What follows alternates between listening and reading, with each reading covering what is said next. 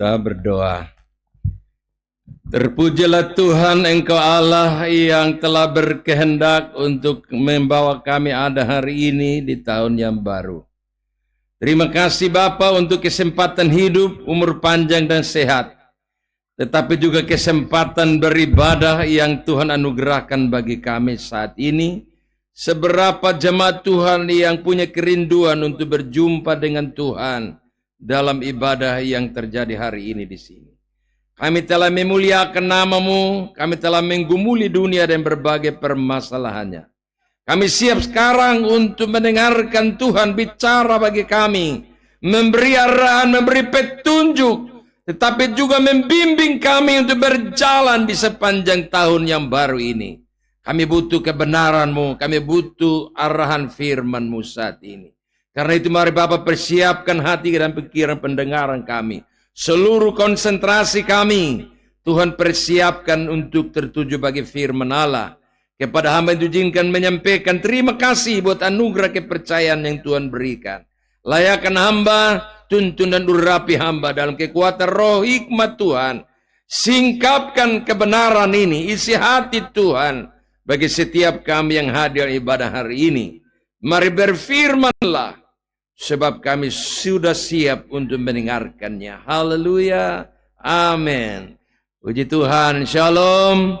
Selamat Natal. Selamat menyambut atau menjalani tahun baru 2025. Tahun pelan yang baru.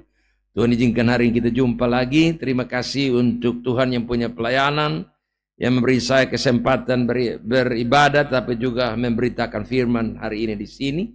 Terima kasih untuk Maina dan Mas Bayo dan keluarga, khususnya juga keluarga besar PD Air Hidup di tempat ini memberikan kami kesempatan.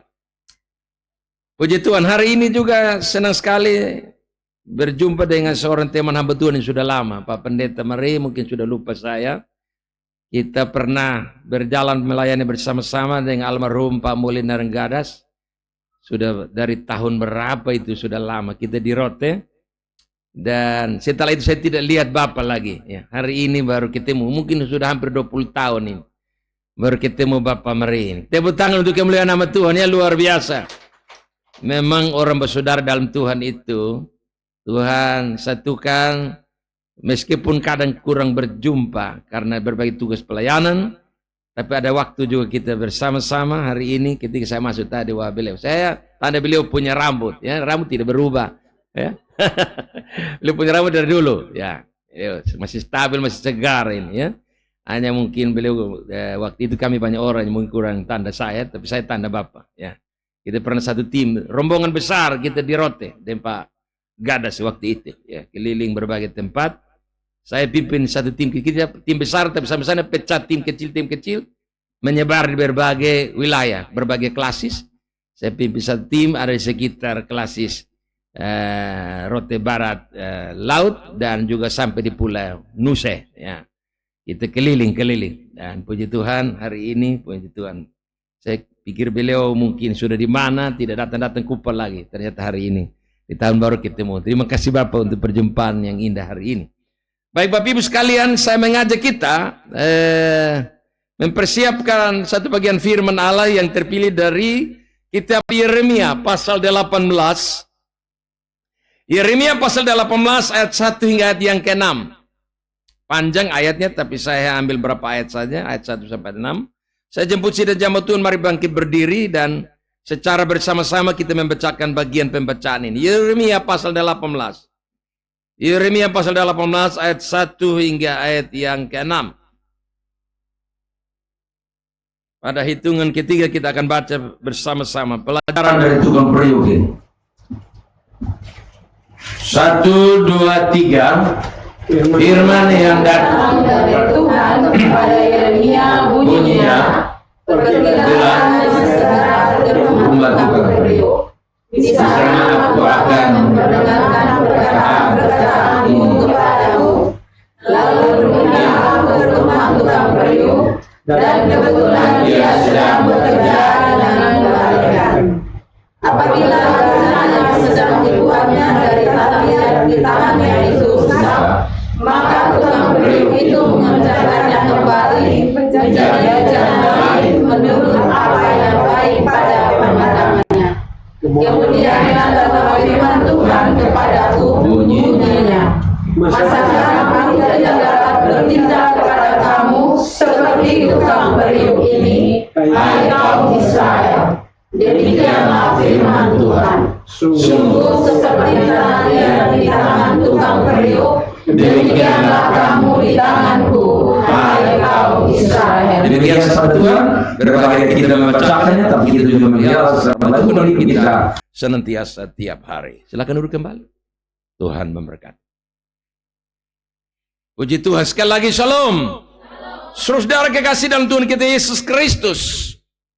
Hari ini dalam ibadah kita perdana di tahun pelayanan yang baru 2025 ini, firman Tuhan datang kepada kita mengawali seluruh perjalanan pelayanan kita, aktivitas kita di tahun baru ini. Di bawah perikop pelajaran dari tukang periuk. Apa yang mesti kita pelajari dari tukang periuk ini? Pelajaran apa yang mesti kita ambil? Hikmah apa yang mesti kita ambil? Tentu ada di situ. Kalau tidak ada, tidak mungkin Tuhan suruh Yeremia pergi di sana, di rumah tukang periuk. Tuhan bilang pergi ke sana, nanti di sana kamu akan menerima pelajaran berharga dari seluruh aktivitas dari sang tukang periuk itu. Kamu akan terima hikmah, kamu akan membawa pulang pelajaran berharga dari situ. Tuhan memposisikan umatnya pada posisi tanah liat. Dan Tuhan pada posisi sang tukang periuk itu sendiri. Tuhan bilang sama Yeremia, demikianlah umatku di tanganku. Seperti tanah liat di tangan tukang periuk. Demikianlah umatku Israel di tanganku. Masakan aku tidak bertindak apa-apa untuk mereka. Amin Bapak Ibu, amin. Ya, tahun ini Tuhan mau bertindak sesuatu bagi kita. Tuhan mau buat sesuatu bagi kita. Karena dia bilang, demikianlah kamu di tanganku. Seperti tanah liat di tangan tukang periuk.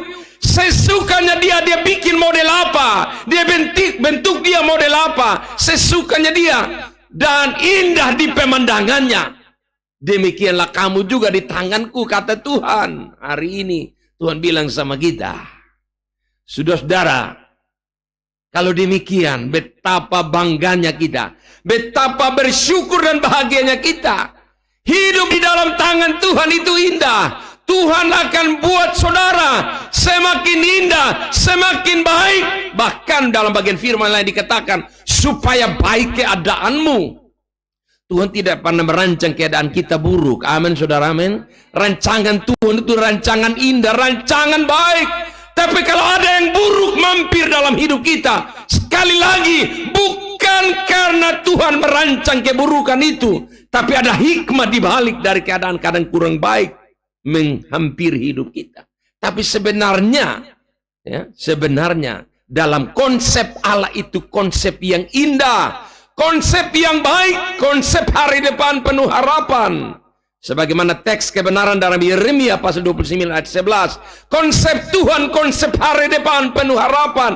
Hari depan penuh kesuksesan. Tapi untuk sampai ke sana, kita perlu belajar dari pelajaran tukang periuk ini. Saudara, hari ini kurang lebih 3 hal mendasar saya akan sampaikan bagi kita. Bagaimana supaya kita mengalami Allah bertindak. Membawa kita pada satu titik di mana kita mengalami sesuatu yang indah, sesuatu yang baik, sesuatu yang menyenangkan, sesuatu yang membuat kita terberkati. Mulailah dari bagian yang pertama saya khotbahkan hari ini. Apa pelajaran dari tukang periuk yang mesti kita belajar dari situ? Yang pertama saudara, Tuhan bilang sama kita hari ini, kita harus ada pada posisi seperti tanah liat di tangan tukang periuk itu, saudara-saudara. Yaitu tanah liat ini harus memberi dirinya menjalani proses, ya, proses pembentukan, ya, menjalani proses Tuhan, seperti juga tanah liat itu menjalani proses pembentukannya untuk menjadi sebuah bejana yang baik, yang indah pada pandangan sang pembentuk. Demikianlah saudara dan saya, Beri dirimu ya untuk ada dalam proses Tuhan, dalam bingkai rencana Allah, yaitu mulai dari proses ini, saudara-saudara. Ya, tidak ada sesuatu yang terjadi tanpa proses. Ya, amin, saudara, amin. Ya, harus ada prosesnya, saudara-saudara. Ya. Sebagaimana mimbar ini jadi pun diproses, diambil kayu, ya, di hutan, ya. Sensor dia, skap dia, bentuk dia, proses dia, ya, akhirnya dia jadi sebuah mimbar yang baik yang bisa berguna untuk kita pakai beribadah, ya. Demikianlah hidup ini akan menjadi barang berguna bagi Tuhan. Harus bersedia, ya, menjalani proses Tuhan, ikuti proses Tuhan, ya. Hal yang pertama saya khotbahkan hari ini, supaya tahun ini menjadi tahun keberkatan bagi kita, tahun keberhasilan bagi kita, tahun berprestasi, pencapaian-pencapaian bagi kita. Tuhan bilang ikuti prosesnya, jalani proses Tuhan, ya. Dan memang saudara, proses Tuhan itu tidak enak. Sebagaimana tanah liat ini saudara dibentuk untuk jadi bejana, tidak mudah, tidak enak, saudara, ya. Israel pun pernah mengalami proses Tuhan. Saya tunjukkan di dalam Mazmur 137 ayat 1 hingga ayat yang keempat. Mari anak Tuhan baca dan cepat. Mazmur 137 ayat 1 sampai ayat 4. Silakan. 137 ayat 1 sampai 4.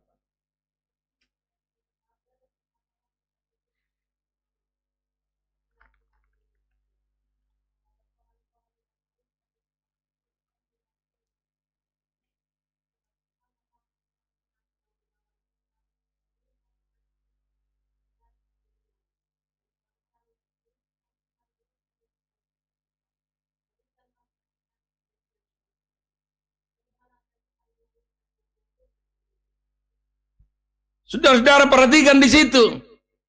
Israel juga pernah mengalami proses Tuhan. Mereka dibuang ke negeri Babel, menangis, ya. Mereka menderita, tersiksa, hidup teraniaya, tidak bebas.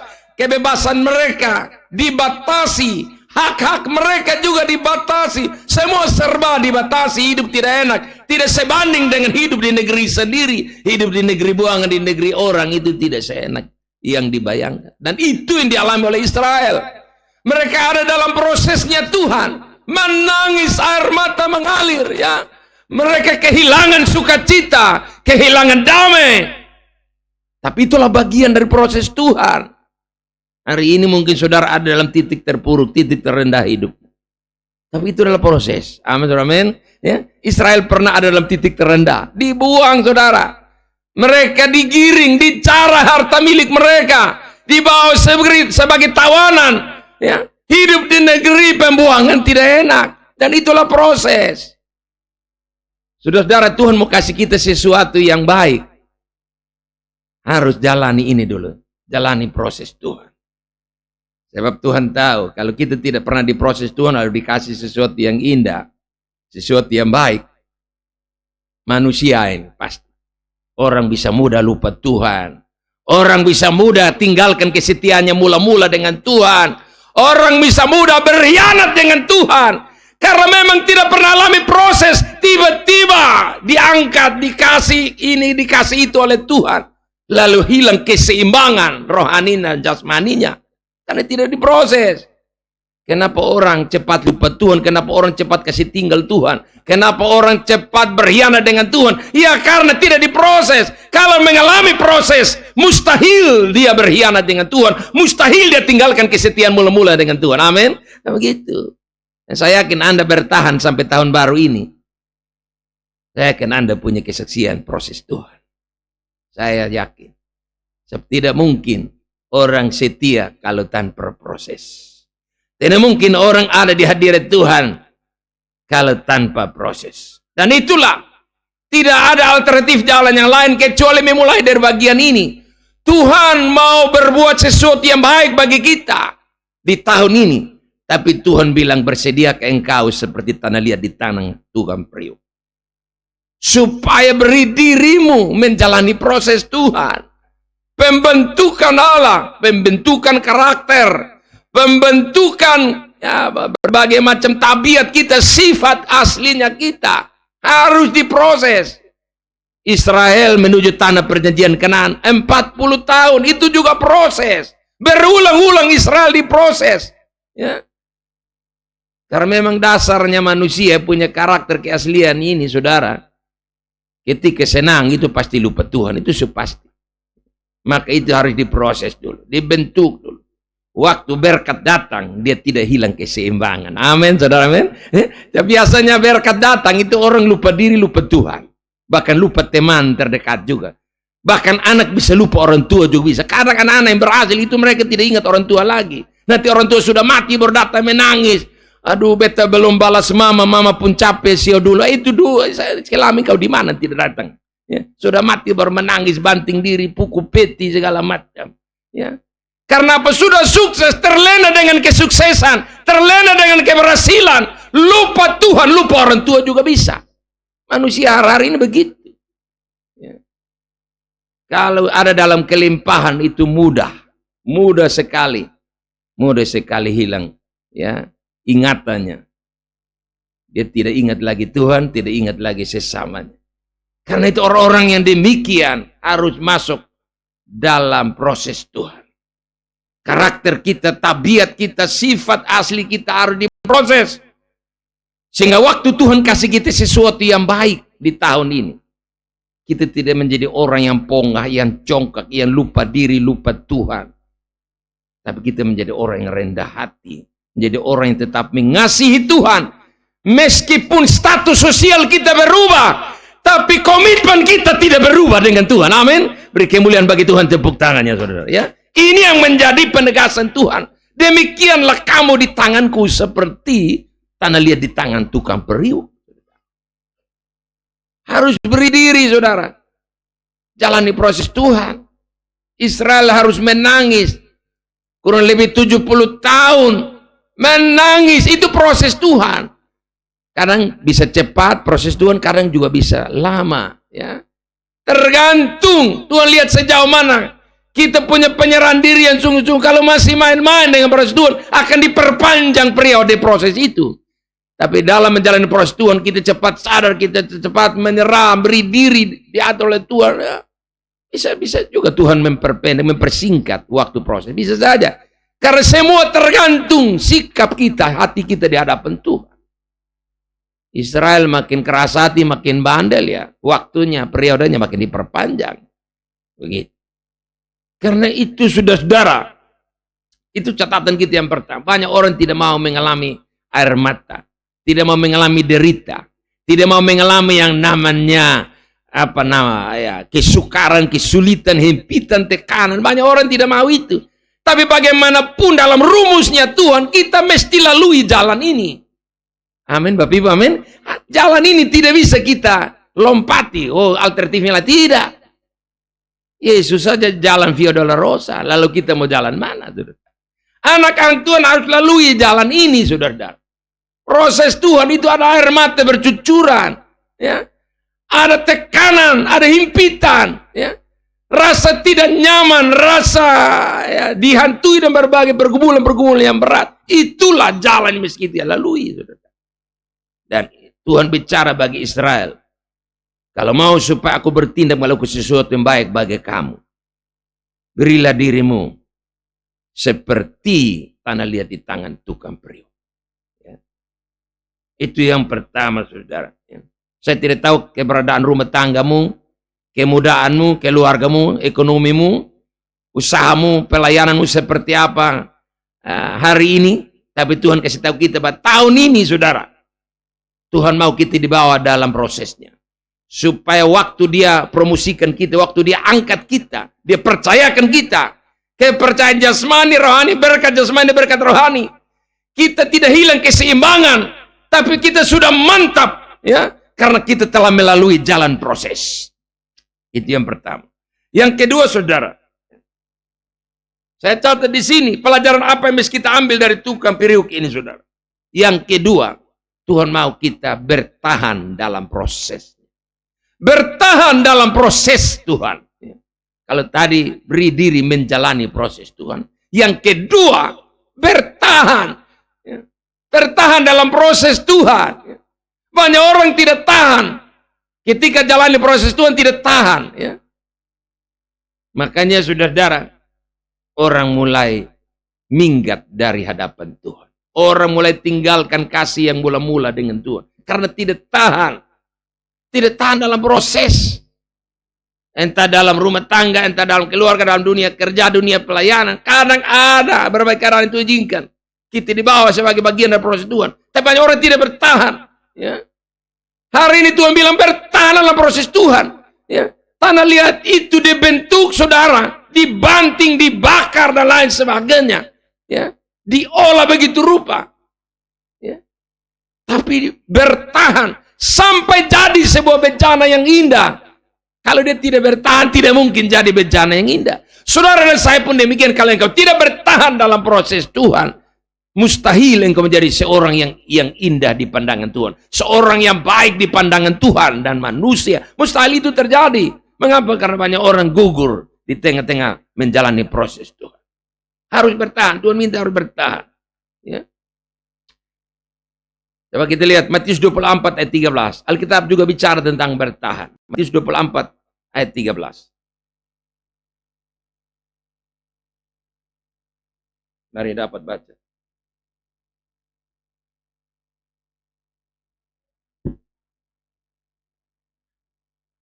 Tetapi orang yang bertahan sampai kesudahannya atau sampai akhirnya akan selamat. Bertahan itu harus sampai akhir, sampai ujung jalan proses itu. Amin, Bapak Ibu, amin. Ya, harus bertahan sampai akhir. Begitu. Tidak pertengahan, tapi sampai akhir. Alkitab bilang bertahan itu sampai akhir. Targetnya akhir, bukan pertengahan bertahannya. Saudara, banyak orang bilang begini. Dulu itu PD itu kotong orang pertama. Dulu tuh kami pelayanan di sini di sana. Dulu itu semua nostalgia. Habis sekarang you bikin apa? Ya mengingat satu dan dua hal sekarang ya ini anak-anak ini bab tua nih. Ya ini mai tua India ini sekarang tambah sibuk jadi itu sekarang hanya cerita dulu semua. Kenapa hari ini tidak hanya omong dulu? Ya karena tidak bertahan dong. Tuhan mau dulu, sekarang, dan selamanya. Tidak boleh berubah komitmen kita. Amin. Ya, itu kuncinya bertahan. Bertahan dalam proses. Supaya jangan lari di pertengahan jalan. Jangan lari. Hari-hari ini banyak orang lari. Di pertengahan jalan proses Tuhan. Dia lari. Tidak sanggup. Saya ketika buka-buka YouTube. Ada berita mengenai orang tes masuk Kopassus itu saya lihat di gerbang masuk, pintu gerbang dari markas Kopassus itu ya, ada tulisan ya, di berita itu ada tulisan, saya lihat ada tulisan, Anda ragu-ragu lebih baik mundur saja. Wih, saya bilang karena memang tes masuk Kopassus itu dia lebih keras dari tentara biasa. Jadi dia bilang di situ ada tulisan besar, Anda ragu-ragu mundur saja. Karena semboyan atau moto Kopassus lebih baik pulang nama daripada pulang dengan gagal. Sekalipun mati yang penting sukses, ya, misi yang diemban. Sekalipun mati nyawa jadi taruhan. Begitu. Makanya kalau orang siap mati bagi negara, kenapa Anda tidak siap mati bagi Kristus? Makanya Paulus bilang Filipi 1, ya, 21. Paulus bilang hidup itu, mati itu untung dan hidup. Apa itu sih? Coba dibaca dulu. Kristus dan mati itu? Iya. Bagi Paulus kematian itu sebuah keuntungan. Kenapa keuntungan? Karena dia segera jumpa dengan sang junjungannya. Pribadi yang dia layani sekian lama tahun. Makanya dia bilang, untung cepat ketemu beliau. Kalau saya mati, saya untung. Begitu. Ini kita omong mati, bilang jauh omong mati. Betul-betul takut. Semua bikin apa? Hidup pasti mati. Yang penting jangan bunuh diri lah. Tapi mati karena sudah waktu Tuhan panggil, puji Tuhan. Yang penting panggil kita dalam kesetiaan. Itu lebih bagus. Jadi saudara, tidak ada hal yang ditakutkan oleh para pendahulu kita, para rasul. Tidak ada hal yang terlalu ditakutkan. Kematian sekalipun mereka tidak takut. Mereka bertahan sampai akhir. Begitu saudara. Cari orang bertahan itu jumlahnya sangat minim, terbatas orang bertahan.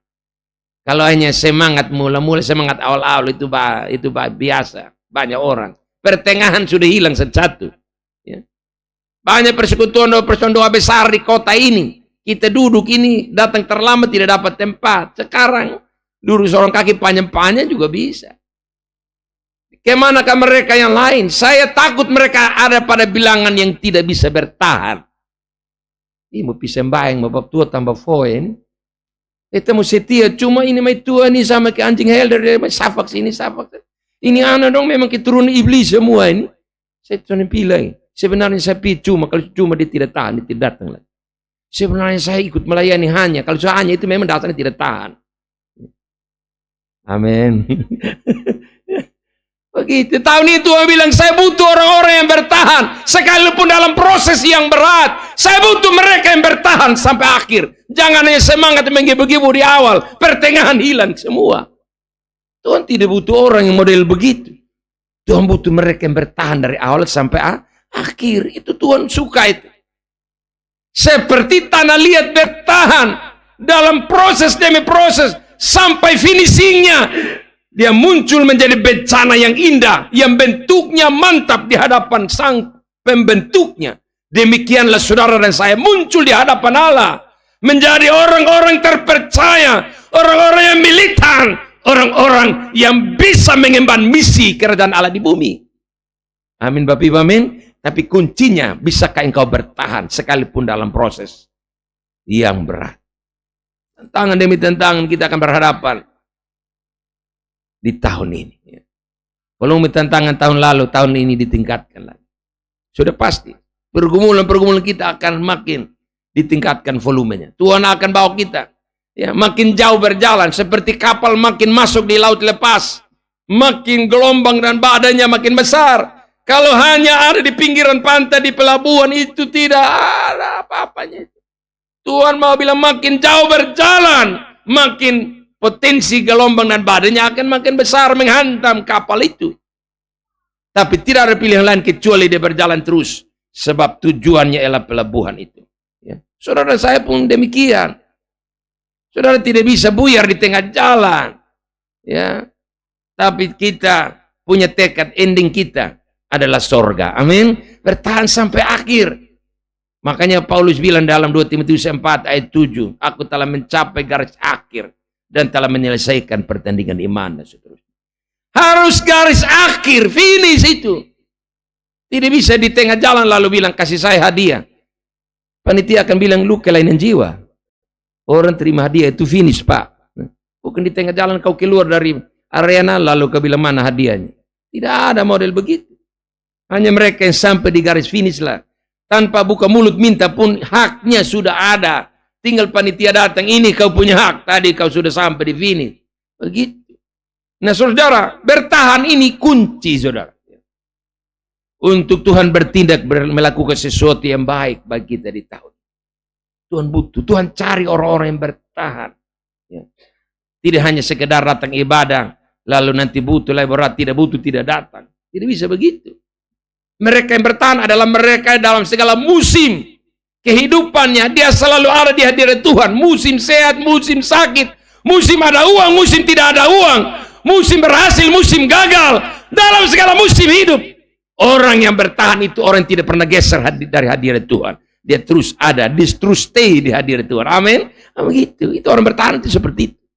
Kalau tidak bertahan itu dia hanya tunggu musim. Musim tes pegawai baru datang. Musim apa lagi? Musim pilkada baru datang. Musim pilek baru datang. Musim sakit. Nah, ini. Dan tidak demikian. Orang yang bertahan itu dalam segala musim, segala keadaan. Dia tidak akan pernah undur dari hadapan Tuhan. Yang ketiga yang terakhir saudara. Pelajaran apa yang mesti kita ambil dari tukang periuk dan tanah liat ini? Poin ketiga Tuhan bilang sama kita yang saya catat di sini. Ya. Menuruti kehendak Tuhan. Menuruti kehendak Tuhan, jangan ikut keinginan kita.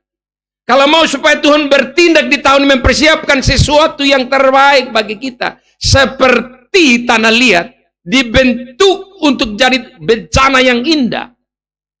Dia harus menuruti apa mau daripada sang pembentuk. Demikian saudara dan saya harus menuruti apa kehendak Tuhan, apa maunya Tuhan.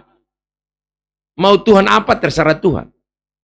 Ada lagu bilang, suka-sukamu Tuhan, suka-sukamu Tuhan, suka-sukamu Tuhan, suka-sukamu Tuhan. Jadi suka-sukanya Tuhan mau bikin kita jadi apa, terserah Tuhan. Jangan kita bilang, Tuhan, memang Tuhan mau buat begitu, cuma apa? Beta mau, tidak bisa. Saudara, biarkan terserah Tuhan. Mau bikin kita jadi apa, terserah Tuhan. Kita ini kadang-kadang orang Kupang bilang apa, suka tasoso, suka tersampat, pingin kendalikan Tuhan menurut maunya kita. Tidak bisa. Masa tanah liat bicara? Masa tanah liat kasih dia punya proposal? Tanah liat bilang, saya kasih tahu memang saya tidak mau pelat, saya mau bulat. Adalah tanah liat ngomong begitu. Saya tidak mau jadi bejana bulat, saya mau bejana lonjong. Adalah tanah liat bilang begitu. Namanya saja tanah. Tanah tidak akan bersuara. Tanah tidak akan kasih konsep. Konsepnya terserah sang pembentuk itu. Demikian pula kita dengan Tuhan, hubungan kita. Terserah Tuhan mau bikin kita jadi apa. Itu urusan Tuhan. Urusan kita adalah menurut saja. Taati saja. Ya, tidak usah kita terkesan mengatur Tuhan. Saudara-saudara, banyak orang mengatur Tuhan. 31 Desember dia berdoa diatur Tuhan. Tuhan saya bilang, oh ini tahun baru ini jangan lewat dari tahun. Itu doa apa macam begitu? Tuhan, tahun lalu tidak jadi Tuhan. Ini saya mau in 2025 ini harus nah. Apa begitu doanya? Tuhan mau menurut saja. Tuhan, terserah Tuhan. Kalau Tuhan izinkan saya ada di tahun baru, saya yakin Tuhan punya rencana besar bagi saya. Saya tidak perlu atur Tuhan. Silakan Tuhan atur saya. Amin. Begitu. Saudara tidak usah doamu terkesan mengatur Tuhan, mengendalikan Tuhan. Firman Tuhan bilang, siapakah yang bisa mengatur Tuhan? Kan tidak ada seorang pun atur Tuhan. Tuhan kan maha kuasa. Siapa yang bisa mengatur yang maha kuasa? Siapa yang bisa menasihati Tuhan? Hanya presiden saja yang punya tim penasihat istana. Tapi Tuhan tidak ada pakai tim penasihat. Lu jupi mau nasihat Tuhan. Tuhan beta usul Tuhan ingat di sebelah rumah dosu ada beta nih belum. Pun teman sebaik saya sudah beta belum. Tuhan beta kasih tahu memang kalau dapat ini tahun jangan lewat toh. Paling lambat bulan panas. Saudara tidak bisa begitu. Walaupun mungkin kita tidak ngomong, tapi mungkin dalam hati ada konsep begitu. Berhenti. Tuhan bilang stop. Biarkan Tuhan punya mau apa jadilah. Amin. Kehendak Tuhan jadilah. Yesus dalam doanya di atas di Getsemani. Biarkan kehendakmu Bapa yang jadi. Jangan kehendakku. Itu sebenarnya memberi contoh. Yesus dalam posisi manusia 100% memberi keteladanan bagi dalam doanya di Getsemani. Totalitas Yesus itu 100%. Dia memberi dirinya kepada Sang Bapa dalam posisi sebagai manusia 100%. Dalam doanya dia bilang, jangan kehendakku melainkan kehendakmu sajalah yang jadi. Begitupun kita. Saudara-saudara, memang kadang kita terlalu terobsesi, terlalu bersemangat, berlebihan. Akhirnya kita lepas kontrol. Dan doa kita terkadang terkesan mengatur Tuhan. Terkesan mendikte Tuhan. Terkesan mengendalikan Tuhan. Oh tidak. Saya sebagai yang berkhotbah sore ini, saya punya pengalaman saudara. Waktu masa muda saya pingin menikah tepat 25 tahun. Saya boleh betul-betul kerja keras. Saya pacaran sini, pacaran sana. Maksudnya supaya kalau 2 minta putus, 3 masih ada. Ternyata gugur dari nomor 1 sampai nomor terakhir. Tidak jadi 1 juga. Sampai lari lewat 25 tahun juga belum. Sampai 27 tahun baru ketemulah saya dengan mantan pacar saya hari ini, itu istri saya. 27 tahun. Sudah begitu dia sementara kuliah, saya harus menunggu 3 tahun, kurang lebih 30 tahun baru kita nikah. Saya pikir, kan waktu sebelum itu, ketika sekian banyak pacar saya, putus ini, putus sana, sudah minta putus lagi, saya sudah rugi lagi, tidak berhasil lagi. Sekian ongkos dikucurkan, tapi tidak ada berhasil 1 juga. Saya berdoa di satu hamba Tuhan, ini masih hidup, ini ibu dia bilang begini. Saya lihat ada tulis angka 30. Lalu saya bilang, coba tanya itu angka 30 maksudnya apa? Kami tanya, doa gumul-gumul, dia bilang 30 itu maksudnya kakak 30 tahun baru nikah. Sementara yang doakan saya, dia nikah muda. Lalu saya dalam hati, lu buat kasih saya 30 tahun, lu saya nikah sebelum 30.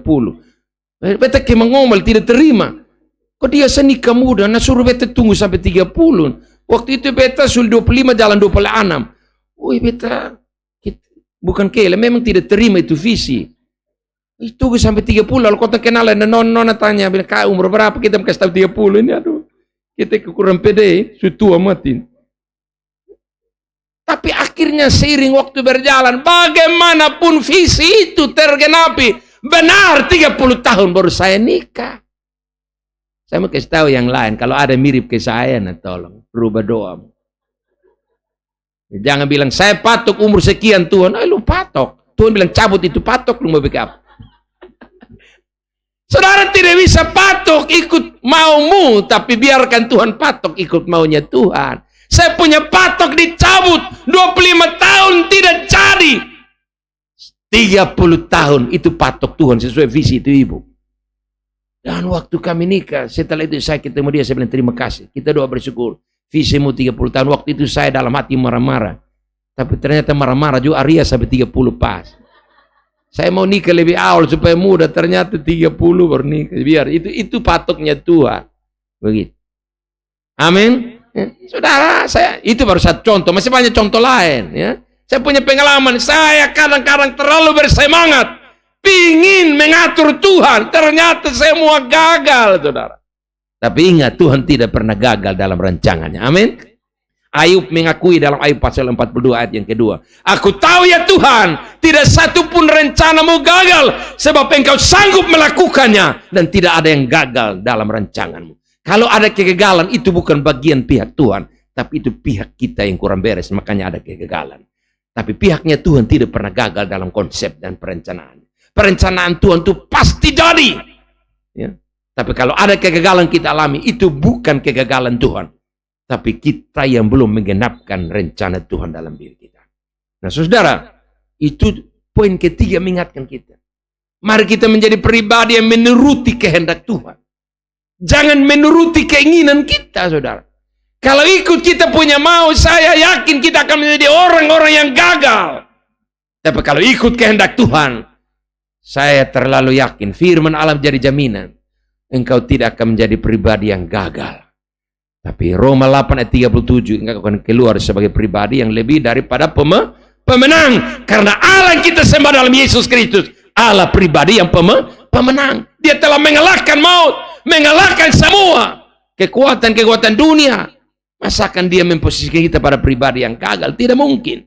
Asal saja engkau menjadi pribadi yang menuruti apapun jadi kehendak Tuhan. Memang kadang kehendak Tuhan itu berlawanan dengan keinginan kita. Tapi bagaimanapun kita harus bikin cocok keinginan kita dengan kehendak Tuhan. Tidak bisa kita paksa kehendak Tuhan kasih cocok dengan keinginan kita. Tidak bisa. Sebab antara kita dengan Tuhan itu perbedaannya seperti langit dan bumi jaraknya.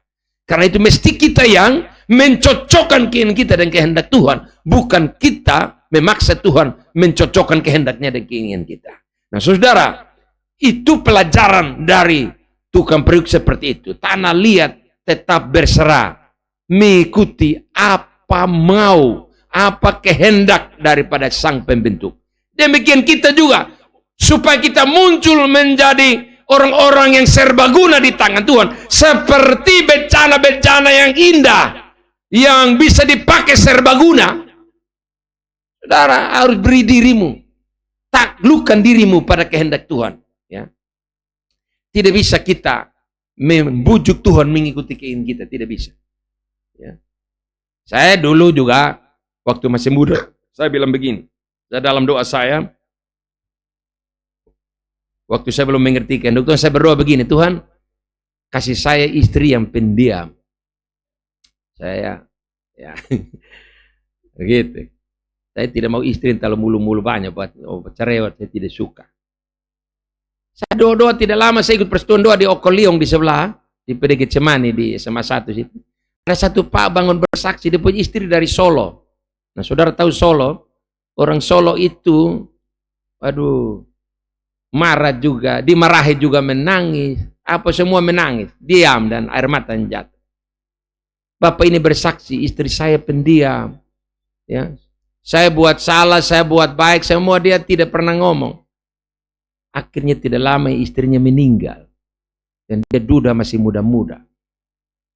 Saya langsung ketakutan, aduh istri terlalu banyak diam, ini mati sedo ini. Karena dia tidak pernah, kita buat sakit hati dia tidak marah. Kita buat dia tidak cocok, dia mau juga dia diam-diam. Dia pendam, jadi kanker di dalam. Nah sudah dia mati sedo, kita duda muda lagi. Saya akhirnya rubah doa saya, terserah Tuhan. Mau diam, kok mau mulu banyak juga, terserah Tuhan. Begitu. Ya, akhirnya saya dapat yang tidak terlalu diam, tidak terlalu mulu banyak. Pokoknya pas. Saya punya ibu itu, kalau dia lihat tidak pas, dia punya mau, dia tidak akan diam. Dia akan bicara memang.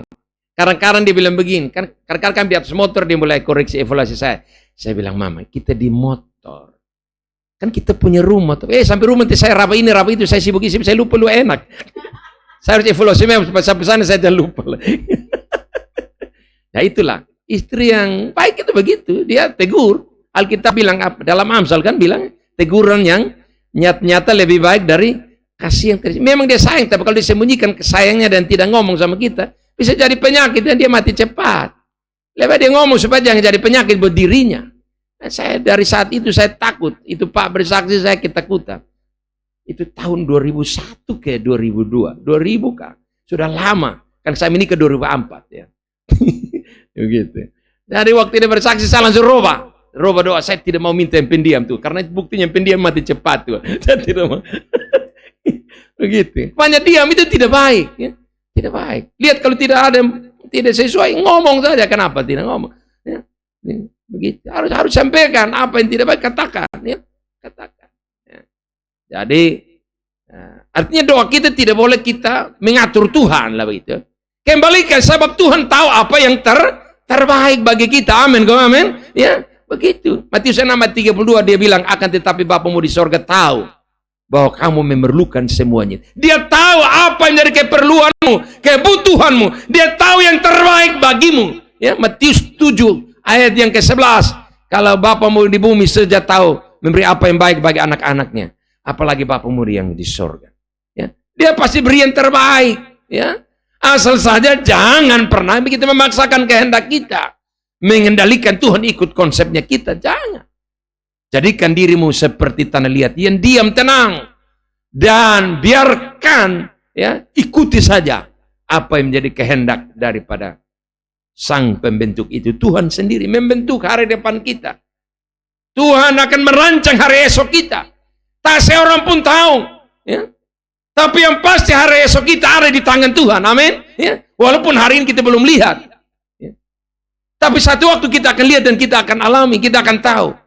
Ternyata rancangan Tuhan itu rancangan indah, rancangan damai sejahtera. Ada lagu pujian yang bilang, rancanganmu bukanlah rancanganku, dan jalanmu bukanlah jalanku. Setinggi langit dari bumi, tingginya jalanmu dari jalanku. Jadi memang antara kita dengan Tuhan itu jaraknya terlalu jauh. Nah, karena perbedaannya jauh, biarkan kita menurut saja apa yang menjadi rancangan Tuhan.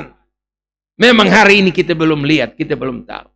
Sekali lagi, hari ini kita belum lihat dan kita belum tahu seperti apa rancangan Tuhan. Tapi menurut saja, berserah saja. Sekali lagi, hati Bapa itu tidak sejahat yang kita bayangkan. Hati sang Bapa itu hati yang mulia. Saudara ingat, anak bungsu yang terhilang itu. Dia begitu berfoya-foya dalam kejahatannya, memboroskan habis semua harta kekayaan orang tua yang dia bawa. Dia sudah melarat, miskin, lapar, hampir mati. Untung cepat sadar dan dia kembali. Apakah waktu dia kembali sang bapaknya tolak dia, usir dia? Tidak. Malah dari kejauhan sang bapaknya sudah lari pergi dan jemput, peluk, cium dia. Lalu bawa dia. Dan dia perintahkan kepada semua pembantu-pembantu dalam rumah itu. Bawa jubah yang baru, bawa sepatu, bawa cincin. Potong domba, bikin pesta ria. Kita bersuka cita karena anakku yang hilang telah kutemukan, anakku yang mati telah hidup kembali. Itulah gambaran sang Bapa kita di sorga seperti itu. Sejelek apapun hidupmu, tapi waktu engkau datang kepadanya, dia tidak akan pernah menolak engkau. Amin. Serusak apapun keberadaanmu, waktu engkau berserah menuruti apa yang menjadi maunya, apa yang menjadi kehendaknya. Sekali lagi, dalam kehendak hati Bapa itu adalah kehendak yang mulia. Kehendak yang sangat indah. Dia akan mengatur dan menata hidup kita untuk jauh lebih baik. Hari ini akan lebih baik dari kemarin tahun yang lalu. Dan hari esok akan lebih baik dari hari ini. Asal saja engkau menjadi pribadi yang menurut saja. Tidak usah engkau protes apa yang menjadi konsep Tuhan. Tidak usah protes. Tidak usah ajukan keberatan. Tidak perlu. Berdiam, menyerah, ikuti alurnya Tuhan, ikuti proses Tuhan, ikuti kehendak Tuhan, masakan Tuhan, menggiring engkau pada satu titik yang mencelakakan kan tidak mungkin. Sebab dalam kehendak Tuhan adalah kehendak yang penuh keindahan dan keistimewaan yang dikemas dalam satu konsep rancangan Allah yang indah, asal saja dia butuh penyerahan dirimu, totalitas. Terima saja apa yang menjadi kehendaknya. Dia akan poles hidupmu jauh lebih baik dari hari-hari kemarin. Amin, saudara, amin. Saudara akan dipoles lebih indah, jauh lebih indah. Saudara, ya, saya akhiri dengan satu kesaksian, pengalaman hidup saya. Saudara. Waktu saya dengan kapal Cantika 77 terbakar, saya lompat ke laut, saya pikir Tuhan ini bikin susah saya. Saya pikir Tuhan ini mendatangkan malapetaka bagi saya. Saya lagi siap untuk pergi khotbah di kecamatan Klasis Alor Barat Daya waktu itu. Ternyata saya tidak sampai Alor, saya sampai Tanjung Nagliu, kapalnya hancur, ya hangus semua, terbakar. Saya masuk ke laut. Sebagai manusia saya berpikir Tuhan bikin susah saya waktu itu. Ternyata dibalik dari itu hari ini baru saya mulai mengerti. Allah mendaur ulang hidup saya dibalik dari musibah terbakarnya kapal itu. Saya masuk ke laut tanpa ada modal pintar berenang, saya masuk saja. Tapi ternyata tangan Tuhan menggenggam saya erat-erat. Dan saya akhirnya hidup dan berdiri khotbah sampai hari ini. Makin hari saya mengerti rencana Tuhan. Saya jalani ternyata dibalik dari musibah itu. Saya menuruti saja apa yang Tuhan mau. Ternyata hari ini saudara saya rasa. Khususnya pengalaman pelayanan tahun 2024. Hampir-hampir tidak ada waktu jeda. Tuhan meningkatkan kepercayaan, volume pelayanan makin tinggi saudara-saudara. Ya. Ternyata musibah itu menjadi sebuah batu loncatan. Musibah itu menjadi sebuah kendaraan yang Allah pakai untuk membuat saya jauh lebih naik dalam rancangan Allah yang waktu itu saya masuk dalam laut, saya minum air laut 6 jam kurang lebih. Saya pikir saya sudah mati. Ternyata Tuhan tidak membawa malapetaka bagi saya mestinya. Saya berpikir, tapi waktu saya pikir Tuhan membawa malapetaka bagi saya, mendatangkan musibah saya. Tuhan bikin susah saya ini. Ternyata tidak demikian. Tuhan sementara mempersiapkan saya untuk sebuah konsep yang lebih mantap, lebih indah, jauh melebihi waktu-waktu kemarinnya. Dan itu saya alami, saudara.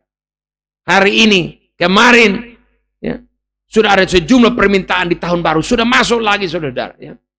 Siapa saya? Saya mau kasih tahu ini pengalaman bukan bermaksud ya memuji diri, tidak juga. Tapi saya mau kasih tahu di balik dari berbagai proses Tuhan, ya. Ada hamba Tuhan yang tidak mengerti, dia bilang itu, saya hamba Tuhan paling malang, hamba Tuhan paling sial. Makanya kapal terbakar itu karena saya hamba Tuhan yang bawa sial kasih orang satu kapal. Orang tidak mengerti rencana Allah. Ternyata saudara, rencana Allah hari ini saya mengerti. Oh, Tuhan bawa saya dalam keadaan itu, ternyata hari-hari ini baru saya mengerti. Wow, luar biasa saudara. Ya. Pelipat gandaan kepercayaan Allah makin dinaikkan. Tapi di balik itu dia mesti bawa kita dulu dalam proses. Bertahankah kita? Kalau saya trauma saudara, berkepanjangan saya tidak akan mungkin melayani. Naik kapal ulang lagi. Saya stop. Saya mungkin boleh-boleh di daratan timur. Ya. Tapi ternyata tidak demikian. Habis itu saya naik kapal terus sampai hari naik kapal terus bolak-balik. Kemana-mana. Hanya karena ini saudara, ya, saya berbagi pengalaman ini. Ya. Menuruti apa kehendak Tuhan. Meskipun kadang kenyataannya berbanding jauh dengan harapan. Tapi kalau itu kehendak Tuhan, jalani saja, turuti saja. Sebab Tuhan tidak pernah merancang sesuatu yang sial. Ya. Amin, saudara, amin. Tapi dia merancang sesuatu yang lebih indah. Dikemas dalam berbagai proses yang kadang kita tidak terima. Kita menolak malah secara muncul. Tapi kalau bertahan, ya, turuti saja. Sebab dia membawa kita untuk lebih baik. Ya. Saya mengalami itu saudara, luar biasa. Hari-hari ini saudara, saya berbagi kepada kita, kalau engkau ada dalam tantangan apa hari ini, jangan undur dari hadapan Tuhan. Ya. Beri dirimu di proses. Yang kedua bertahan. Yang ketiga, turuti saja apa maunya Tuhan. Meskipun keadaannya tidak cocok dengan apa yang kita mau, tapi kalau itu maunya Tuhan, jalani saja. Di balik itu ada sesuatu yang indah yang Tuhan sediakan bagimu. Amin. Begitu. Saya sudah alami, saudara. Saya sudah alami. Saya pikir istri saya sudah janda muda. Ya. Saya bilang, aduh, waktu detik-detik terakhir saya doa, saya bilang, Tuhan, bagaimana dengan istri saya? Anak-anak saya masih kecil, istri saya masih muda. Apakah engkau biarkan orang lain menikah ulang di istri saya? Sementara saya ingin berjumpa kembali dengan mereka. Saya sudah doa begitu, karena ini saya tidak, orang timur tidak tahu berenang, mati sudah saya. Saya tidak jadi mati saudara, masih hidup. Tuhan bawa saya di titik terendah itu, supaya rencana ya besarnya bisa terungkap, bisa muncul hari-hari ini saya alami. Luar biasa Tuhan, bawa saya melihat. Terima kasih Tuhan, terima kasih Tuhan bawa saya, banyak hal yang saya alami dalam tahun pelayanan kemarin, luar biasa. Pelipat gandaan volume pelayanan Tuhan naikkan saudara. Di balik dari Tuhan bawa saya dalam proses titik terendah. Karena itu saudara, apapun keadaanmu hari ini, ya, beri dirimu terus di proses. Bertahan terus. Dan turuti saja apa kehendak Tuhan. Sebab kehendak Tuhan adalah kehendak yang baik. Tidak ada kehendak Tuhan untuk kehendak yang tidak baik. Amin. Tuhan menolong dan memberkati kita dari firman-Nya. Selamat menjalani tahun yang baru ini. Percayalah Tuhan yang mengawali. Tuhan juga akan mengakhiri perjalanan kita di tahun ini. Amin.